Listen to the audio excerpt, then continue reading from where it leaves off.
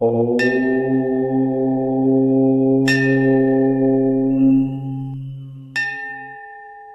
ஓம்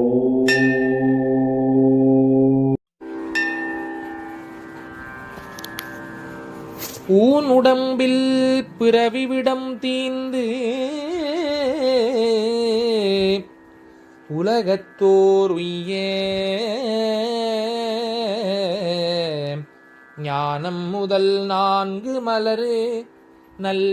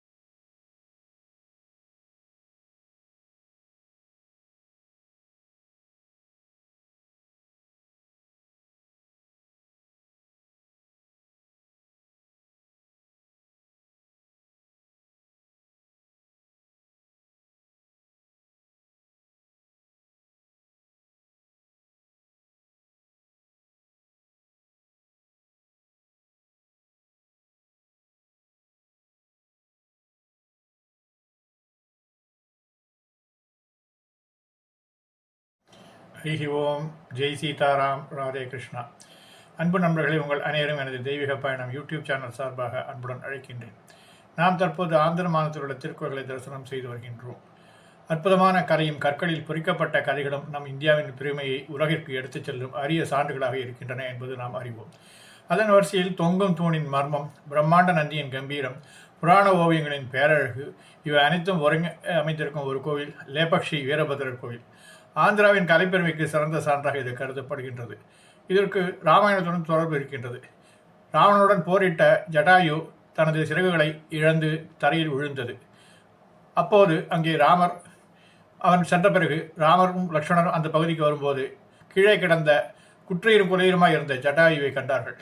அதனை பார்த்தவுடன் லே பக்ஷி, எழுந்திரு பக்ஷியே என்று அவர்கள் கூற அந்த பெயரே அதற்கு அந்த ஊருக்கு ஏற்பட்டது என்று இங்கே சொல்கின்றார்கள். இது ஒரு புராண வரலாறு ஆகும். அதன் பிறகு ஜடாயுவின் வழிகாட்டுதலின் பேரில் தான் அவர்கள் இலங்கையை நோக்கி சென்றார்கள் என்பது இராமாயண காவியம். இந்த லேபரட்சி கோயில் ஆந்திர கலைப்பெருமைக்கு சிறந்த சான்றாக சிறப்பிக்கின்றது. இது சுமார் 500 ஆண்டுகள் பழமையானது. கோயிலின் ஒவ்வொரு தூணிலும் சுவரிலும் கூரையிலும் இருக்கும் சிற்பங்கள் மற்றும் ஓவியங்கள் பார்வையாளர்களை மெய்மறக்க செய்கின்றன. இக்கோயிலின் பிரதான ஈர்ப்புகளில் ஒன்று அது நுழைவாயில் அமைந்திருக்கின்ற நந்தி சிலை. இது உலகின் மிகப்பெரிய ஒற்றைக்கல் நந்தி இங்கே சொல்லுகின்றார்கள். ஒரே கல்லில் செதுக்கப்பட்ட இந்த சிலை அதன் நுணுக்கமான வேலைப்பாடுகளால் வியப்பை ஏற்படுத்துகின்றது. இவ்வளவு பெரிய அளவில் இருந்தும் அதன் அமைதியான முகபாவனையும் பிரம்மாண்டமான நந்தியின் கம்பீரமும் பார்வையாளர்களை கவருகின்றன. இந்த கோவிலில் காணப்படும் சிற்பங்கள் அனைத்தும் அந்த கால சிற்பிகளின் திறமையை பிரதிபலிக்கின்றன. குறிப்பாக 7 தலையுடைய பாம்பின் கீழ் அமைந்திருக்கின்ற சிவன் சிலை கோயிலின் மற்றொரு சிறப்பம்சமாகும்.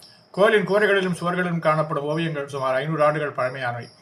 அதில் 18 அடி நீளமும் 8 அடி அகலமும் கொண்ட வீரபத்ரர் ஓவியம் மிகப்பெரிய ஓவியமாக கருதப்படுகின்றது. ராமாயணம், மகாபாரதம், சிவபுராணம் போன்ற புராண கதைகள் இங்கு சித்தரிக்கப்பட்டிருக்கின்றன. இவை பல நூற்றாண்டுகளாக இருந்தும் அவற்றின் வண்ணத்தையும் பொலியும் இழக்காமல் இருப்பது ஒரு ஆச்சரியமாக இருக்கின்றது. கூடுதலாக கூரையில் வரையப்பட்டுள்ள ஓவியங்களை பார்வையாளர்கள் மெய்மறக்க செய்கிறது. இந்த ஓவியங்கள் யாவும் விஜயநகர பரிசின் கலைப்பாணியை பிரதிபலிக்கின்றன. கோயிலில் கடவுள் சம்பந்தப்பட்ட காட்சிகளுடன் இணைந்து அக்கால மக்களின் வாழ்வியலை பிரதிபலிக்கும் ஓவியங்களும் சிற்பங்களும் ஈடுபட்டிருப்பது ஒரு சிறப்பாகும். இதனாலே இந்த கோயில் தனித்துவம் பெறுகின்றது. லேபக்ஷி கோயிலின் மிகப்பெரிய அதிசயங்கள் ஒன்று அதன் தொங்கும் தூண். இந்த தூண் தரையில் முழுமையாக தொடாமல் இருப்பது கட்டடக்கலைக்கான அந்த கால சிறப்புகளை காட்டுகின்றது. இன்று வரையில் இந்த தூண் எவ்வாறு தொங்கும் நிலையில் இருக்கின்றது என்பது முழுமையான விளக்கப்படாத அறிவியல் புதிராகவே உள்ளது. மேலும் இந்த தூண் கோயிலின் கட்டமைப்புக்கு எந்தவிதமான பாதிப்பையும் ஏற்படுத்தாமல் இருப்பது மிகவும் வியப்பை அளிக்கின்றதாக இருக்கிறது. லேபக்ஷி கோயில் வளாகம் மிகவும் நுட்பமான அமைப்பை கொண்டது. இதில் 3 பிரகாரங்கள், 3 முக்கிய கோயில்கள், 3 துணை கோயில்கள், ஒரு துணை மண்டபம் மற்றும் நடன மண்டபம் ஆகிய உள்ளன. இதில் விஷ்ணு, சிவன், துர்காதேவி, வீரபத்ரர் போன்ற பல தெய்வங்கள் ஒரே இடத்தில் அருள்பாலிக்கின்றார்கள். இடத்திற்கு பெயருக்கு புராண கதை நான் முன்னரே சொன்னது போல எழுந்திரு பறவையே என்பதை இந்த இடத்திற்கு பெயராக அமைந்து லேபக்ஷி என்று அழைக்கின்றார்கள். இவ்வாறு தொங்கும் துணின் புதிரும் நந்தி சிலையின் பிரம்மாண்டமும் கோயிலின் ஓவியங்களும் சிற்பங்களும் இவை அனைத்தும் லேபக்ஷி வீரபத்ரர் கோயிலை கலை, ஆன்மீகம், அறிவியல், வரலாறு ஆகிய அனைத்தையும் ஒருங்கிணைக்கின்றது. இது தவிர நாம் இந்த ஊருக்கு உள்ளே நுழையும் போதே ஒரு மலை மீது மிகப்பெரிய பிரம்மாண்டமான கான்கிரீட் பறவை நமக்கு காட்சி அளிக்கின்றது. அந்த இடத்தையும் தவறாமல் சென்று தரிசியுங்கள். வாருங்கள் நண்பர்களே, இந்த திருக்குறளை நீங்களும் ஒருமுறை வந்து நேரில் சென்று தரிப்பது மனதிற்கு மகிழ்ச்சியை தரும் என்று நான் நம்புகின்றேன். நன்றி, வணக்கம். ஜங்கார சுதி செய்குவாய் ஜீவ வீணையில் ஜங்கார சுதி செய்குவாய் ஜீவ வீணையில் சங்கீதாமிருதம் செய்குவாய் ஜெகதீஸ்வரனே ஜங்கார சுதி செய்குவாய் ஜீவ வீணையில் சங்கீதாமிருதம் செய்குவாய் ஜெகதீஸ்வரனே ஜங்கார சுதி செய்குவாய்.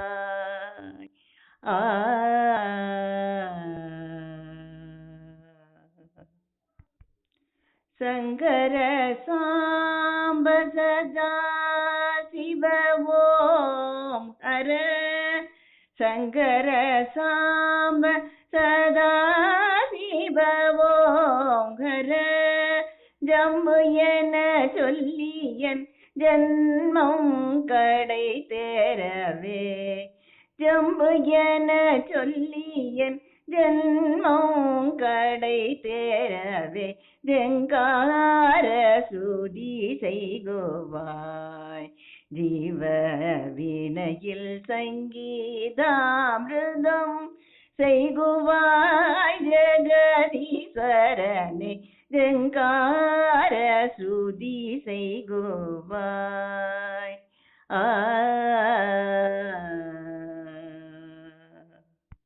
பல பல வெண்ணும் காலை பாடும் புள்ளோசை போலும் பல பல வெண்ணும் காலை பாடும் புள்ளோசை போலும் பார்க்கடல் உள்ளம் எழும் ஆர்க்கும் கஜனை போலும் மலர்களில் கொஞ்சி வரும் மலர்களில் கொஞ்சி வரும் மந்தமாருதம் போலும் மலர்களில் கொஞ்சி வரும் மந்தமாருதம் போலும் மது உண்ட வண்டி நாம் வளர்த்தும் நீங்காரம் போலும் மது உண்ட வண்டி நாம் வளர்க்கும் ரீங்காரம் போலும் ஜங்கார சுதி செய்குவாய் ஜீவ வீணையில் சங்கீதாமிருதம் செய்குவாய் ஜெகதீஸ்வரனே ஜங்கார சுதி செய்குவாய்.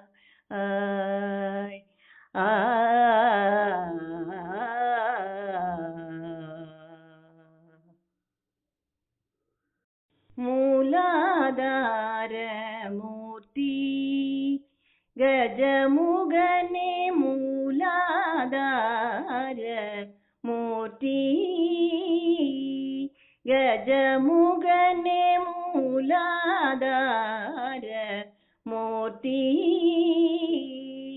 கஜமுகனே சரணம் உனது உபய சரணம் மூலாதார மூர்த்தி கஜமுகனே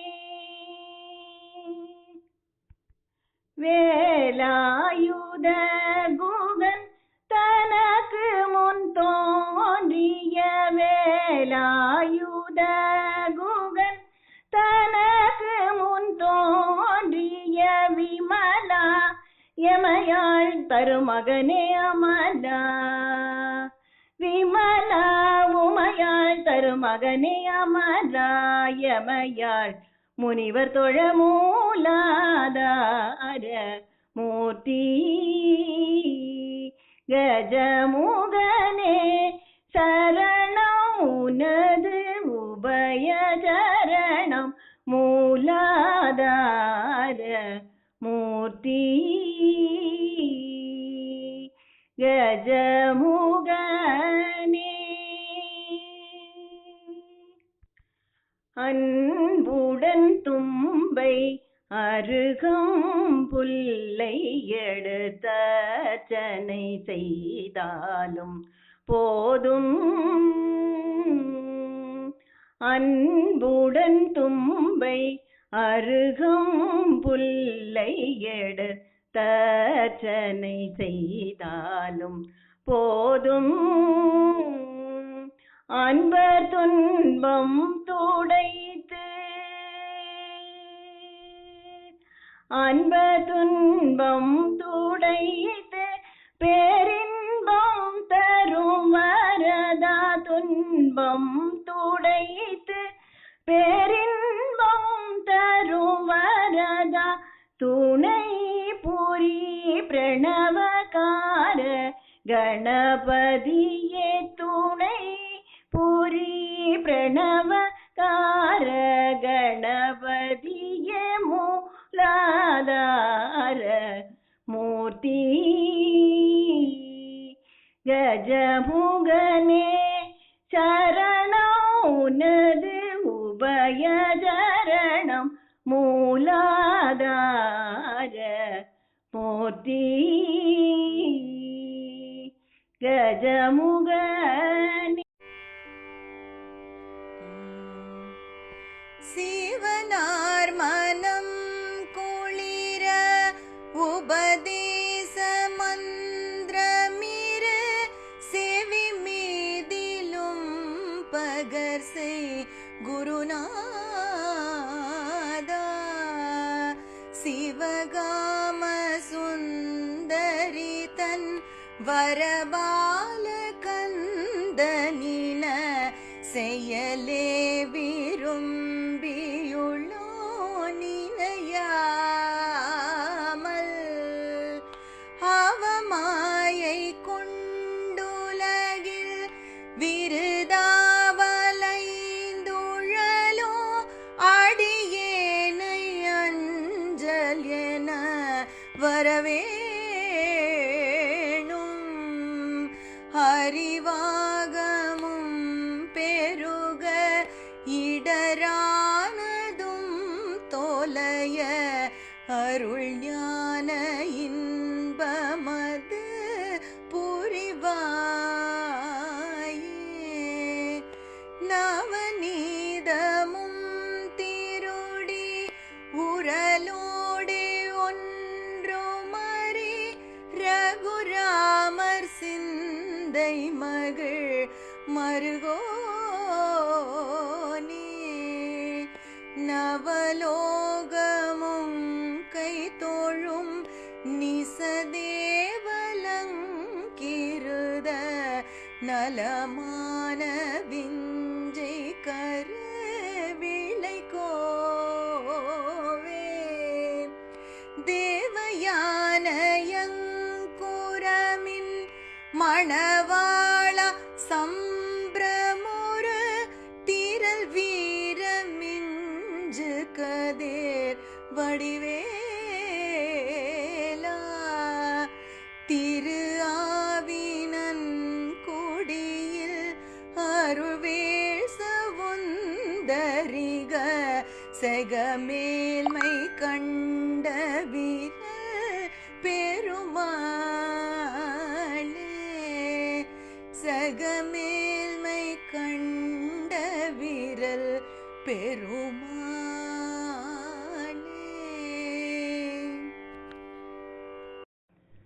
தந்தை தாய் இருந்தால் உலகத்தில் உமக்கிந்த தாழ்வெல்லாம் வருமோ ஐயா.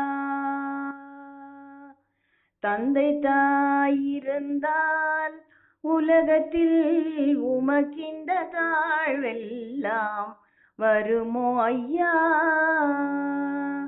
பெற்ற தந்தை தாய் இருந்தால் உலகத்தில் உமக்கிந்த தாழ்வெல்லாம் வருமோ ஐயா. அந்த மிகுந்த ஸ்ரீ அம்பலவானரே, அந்த மிகுந்த ஸ்ரீ அம்பலவானரே, அருமையுடனே பெற்று பெருமையுடன் வளர்த்த அருமையுடனே பெற்று பெருமையுடன் வளர்த்த தந்தை தாயிருந்தால் உலகத்தில் உமக்கிந்த தாழ்வெல்லாம் வருமோ ஐயா? கல்லால் ஒருவன் அடிக்க கல்லால் ஒருவன் அடிக்க உடல் சிலிர்க்க காலில் செருப்பால் ஒரு வேடன் வந்தே உதைக்க கல்லால் ஒருவன் அடிக்க உடல் சிலிர்க்க காலில் செருப்பால் ஒரு வேடன் வந்தே உதைக்க பில்லால் ஒருவன் அடிக்க காண்டீபம் என்னும் பில்லால் ஒருவன் அடிக்க கோசாமல் ஒருவன் கை கோடாலியால் வெட்ட கூசாமல் ஒருவன் கை கோடாலியால் வெட்ட கூட்டத்தில் ஒருவன் பித்தா பேயா என தீட்ட கூட்டத்தில் ஒருவன் பித்தா பேயா என தீட்ட வீசி மதுரை மாறன் பிரம்பாலடிக்க வீசி மதுரை மாறன் பிரம்பாலடிக்க அந்த வேடை யாரை நினைத்தீரோ ஐயா? தந்தை தாயிருந்தால் உலகத்தில் உமக்கிந்த தாழ்வெல்லாம் வருமோ ஐயா? பெற்ற தந்தை தாயிருந்தால் உலகத்தில். அன்பு நண்பர்களே, என் தெய்வீக பயண யூடியூப் சேனல் மூலம் பல திருக்கோயில்களை நீங்கள் என்னுடன் தரிசித்து வருகிறீர்கள். இதற்கு மனமார்ந்த நன்றி. மேலும் கோவில்களை நேரில் சென்று பதிவு செய்து உங்களுடன் பகிர விருப்பமாக உள்ளேன். இதற்கு உங்கள் ஆதரவும் இறைவன் அருளும் தேவை. வீடியோ பிடித்திருந்தால் லைக் செய்யுங்கள், கருத்துகள் தெரிவியுங்கள், ஷேர் செய்யுங்கள், சப்ஸ்கிரைப் செய்யுங்கள். நன்றி. Dear friends, heartfelt thanks for joining me on my spiritual journey through my YouTube channel, where I share temple visits with you. I strive to personally visit and bring you more divine experiences. Your support means a lot. Please like, comment, share, and subscribe. Thank you.